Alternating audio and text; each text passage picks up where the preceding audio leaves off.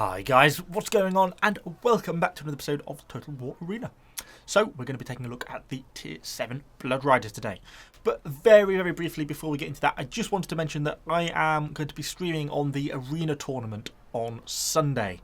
That's going to be at 5 PM Central European time, so CET, which will be 4 PM UK time and a different time depending on where you live, so check that out.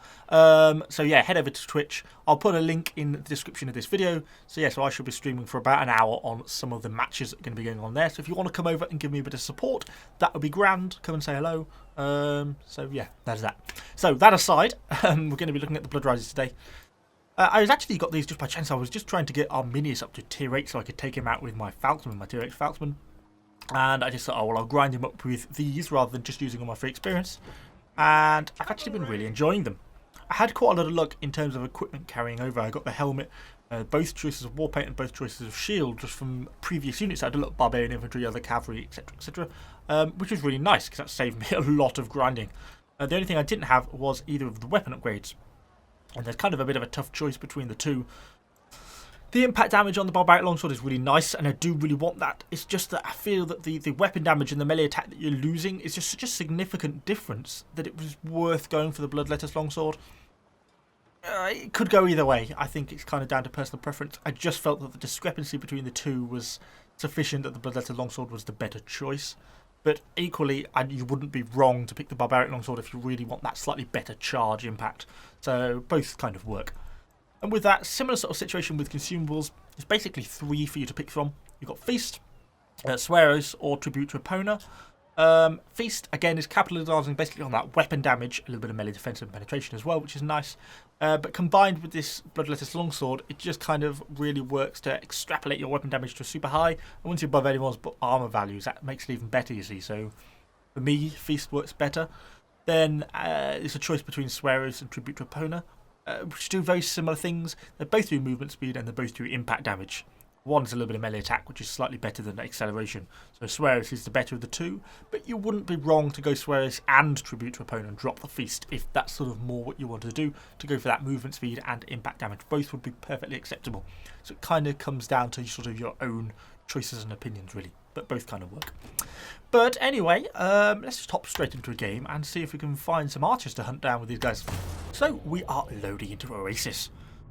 Not exactly the map I would have picked for this because it's quite a closed-in map, really, Oasis. I like it as a map, but it's fairly sort of narrow in a lot of places, particularly for cavalry. I always tend to be inclined to go out here because it's a little bit more open. You got some slightly wider spaces, a bit more cavalry friendly than over this side. I mean, down the middle it can be a bit of an archer suicide run, and over here, obviously with the forest, the long grass and everything, it doesn't tend to work so well. So yeah, so not the best map for cavalry, particularly for these guys as well, being quite so fast. Is what I may do as a start is let's turn on everyone's infiltration. We'll send a few back and let's just go scouting with one unit. Get on momentum going as well, just to see what we encounter, really. Obviously, these guys are fast. Let's have a look. We're at 12 on the movement speed. Far quicker than any other cavalry bar of the barbarians, you know. Goes without saying. So some Gungnir charges. I'll be conscious about their charge impact. Yeah, 310, you see. That's one thing you've got to be careful of. Even those tier 6s, you know, who have just massively screwed up. If those Blood Riders widen their charge, that was a great opportunity they just missed there. If those Gungnir charges get a counter charge off, then they will win the charge. But they've not done a particularly... I don't know why our Blood Riders are quite doing that. They've got a little bit stuck and struggling with some of that. I'm conscious that there may be an opportunity to get in here, but I'm also conscious of some of the enemy infantry kicking around. I know there's archers shooting at that grass, but they are defended. Going to go for one charge. See if we can get a route. We may be able to. Let's go for... No, we're not going to get a route there. Let's get a good amount of damage and let's break for it. Because I'm just getting decimated by those archers. You know, Barbarian Infantry and Barbarian Cavalry have very low little armor. You can see the amount of damage we take per volley of those enemy archers, so we've got to be really careful about that. It was worth it, the amount of damage we got in, probably.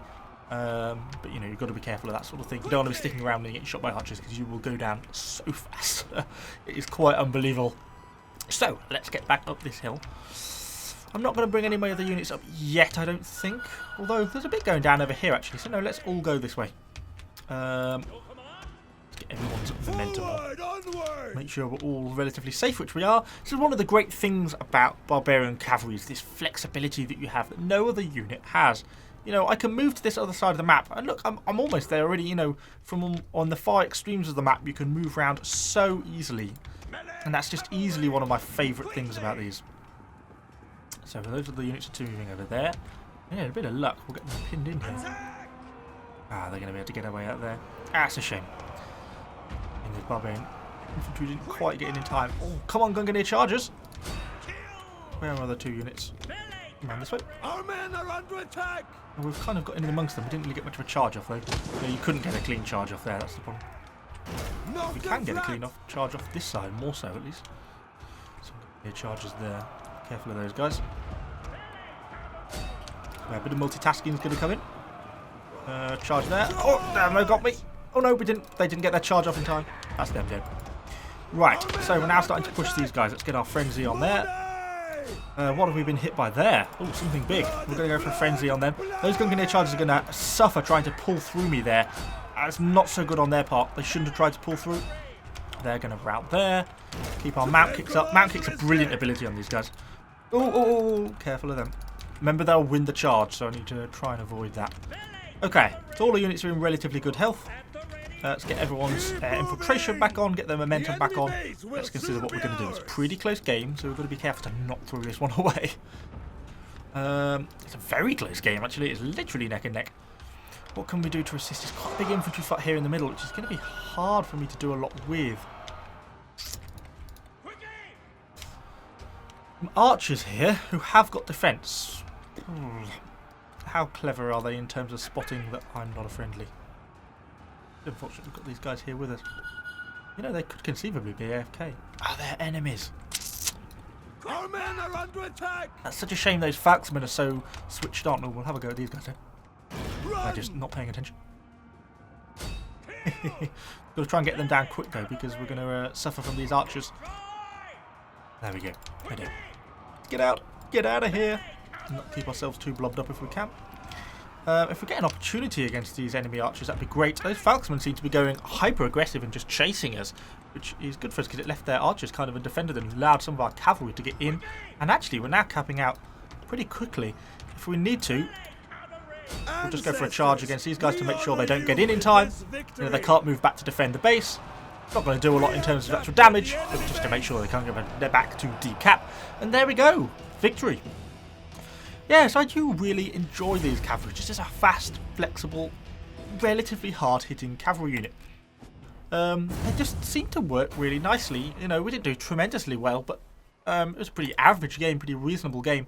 I think I like the fact that they have a semi-decent charge. The one counter to that is their charge impact is low. You do have to bear that in mind. You will lose head-on charges. I mean, as you saw, we would lose against those tier 6s. The lower tier, because they have a higher charge impact. So you have got to be careful about that. But once that aside, the actual impact damage is not unreasonable. They actually get a bit of good amount of damage when they get charged in. You saw what we some of the damage we did against the cavalry when we got clean charges off.